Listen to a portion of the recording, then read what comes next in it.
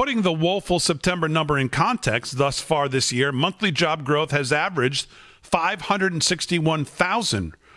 That's roughly half of what the Fed officials promised at the start of the year. So it's already growing at half of what we thought, and this number missed by 75%. Non-farm employment has increased by 17.4 million since April of 2020, but is down by 5 million or 3.3% from its pre-pandemic level of February 2020. In September, notable job gains occurred in leisure and hospitality, in professional and business services, in retail trade, and in transportation and warehousing.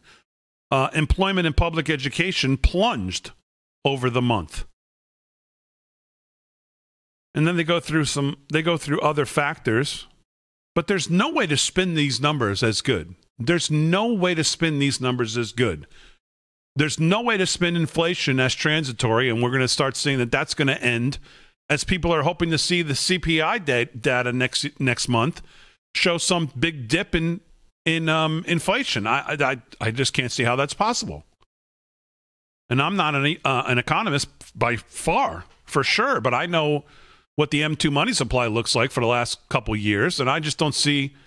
We've always talked about inflation. Once it gets out of the bottle, it's hard to get the genie back in the bottle, to dumb it down to our level.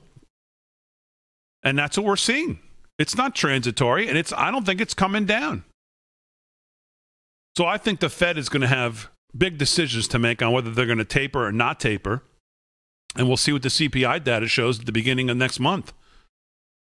But there's no way to spin this that's any good. Or maybe there is. Here's Joe Biden on this today.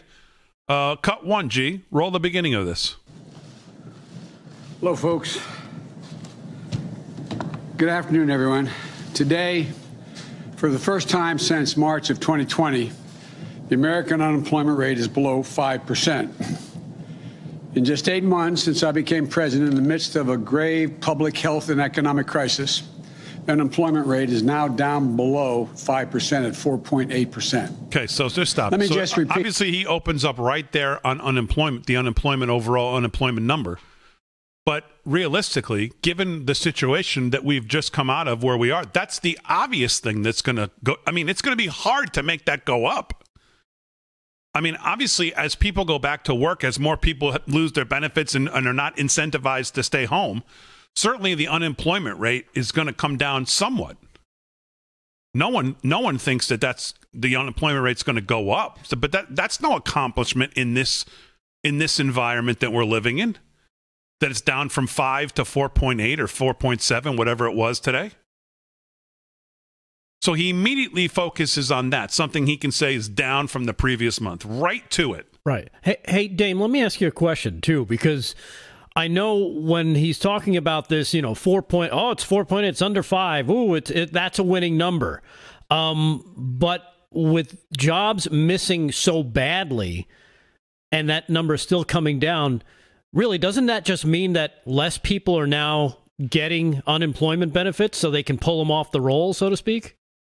And that's how it affects. I mean, it could be. I'm not sure of the minutia of it, but that would certainly make sense. Well, a lot of people were pulled off the first week in September. That was the 26 weeks from March. So, I mean, naturally, that first week in September, the numbers had to go at least half.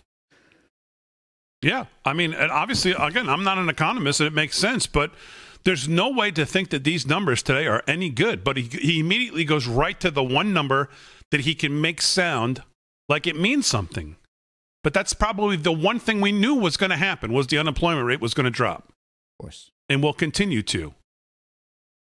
But with a Fed mandate of total, however they phrase it, total complete employment, I mean, there's no way to spin this that it's any good.